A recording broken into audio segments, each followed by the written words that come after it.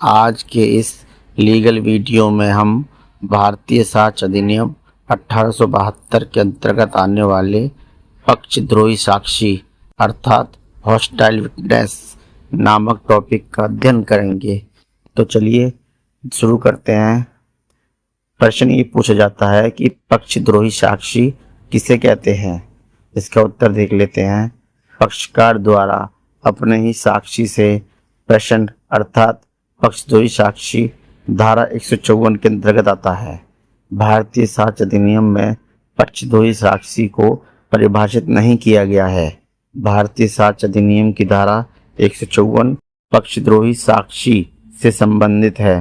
धारा 154 के अनुसार जो पक्षकार किसी साक्षी को अपने समर्थन में साक्ष्य देने के लिए बुलाता है, न्यायालय की अनुज्ञा से वह पक्षकार अपने ही साक्षी की उसी प्रकार प्रतिपरीक्षा कर सकता है जैसे विरोधी पक्षकार का वकील करता है। स्पष्ट है कि ऐसा साक्षी जो उसे बुलाने वाले पक्षकार के प्रति निष्ठाहीन हो जाता है तथा किसी भय, लालच या अन्य कारण से बुलाने वाले पक्षकार के हितों के प्रतिकूल कथन करता है तथा ऐसे साक्षी के व्यवहार एवं साक्ष्य से पता चलता है कि वह न्यायालय में सच बात बताने का इच्छुक नहीं है, ऐसा साक्षी पक्षद्रोही साक्षी कहलाता है।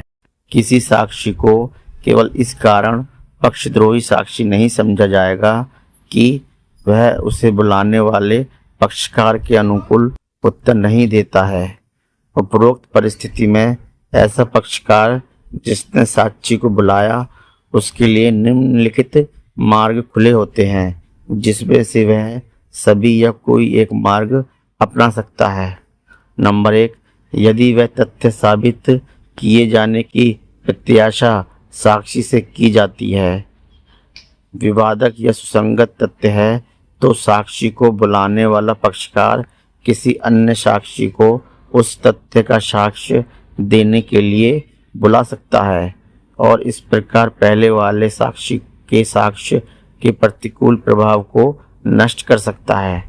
नंबर 2 पे आता है, साक्षी को बुलाने वाला पक्षकार न्यायालय की अनुज्ञा से धारा 155 में वर्णित प्रकार के साक्ष्य द्वारा साक्षी की विश्वसनीयता पर अधिक्षेप कर सकता है।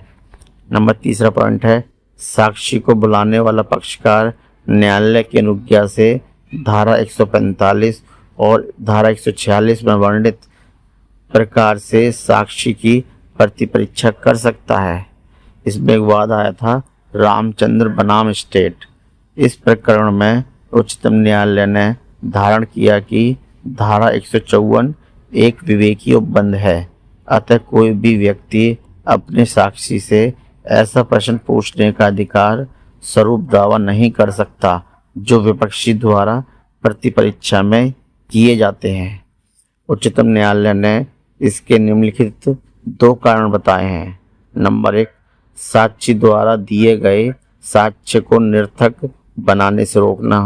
नंबर 2, अविश्वसनीय लोगों को साक्षी के रूप में पेश करने से रोकना।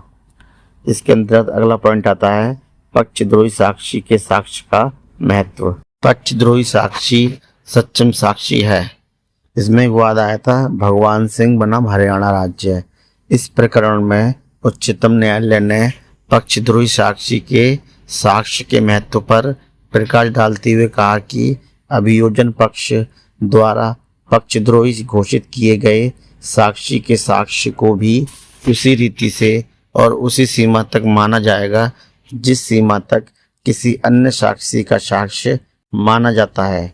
यह तथ्य कि न्यायालय ने अभियोजन पक्ष की अपने ही साक्षी को प्रतिपरीक्षा करने के लिए अनुज्ञात कर दिया था और इस प्रकार उस साक्षी को पक्षद्रोही साक्षी मान लिया गया था और उसके साक्ष्य को पूर्णतः मिला नहीं देता है, वह साक्ष्य विचारण में बना रहता है और यदि उसके साक्ष्य की अन्य विश्वसनीय साक्ष्य से संपुष्टि हो जाती है तो उस साक्ष्य के आधार पर दोष सिद्धि करने के लिए कोई विधिक वर्जन नहीं है। दोस्तों, उम्मीद करता हूँ ये टॉपिक आपको पसंद आया होगा। आपकी सहायता एवं सहूलियत के लिए इस टॉपिक का PDF लिंक वीडियो के नीचे डिस्क्रिप्शन में है। आप चाहे तो वहां से PDF फाइल डाउनलोड कर सकते हैं। साथियों, अगर वीडियो पसंद आया तो लाइक और सब्सक्राइब कीजिए।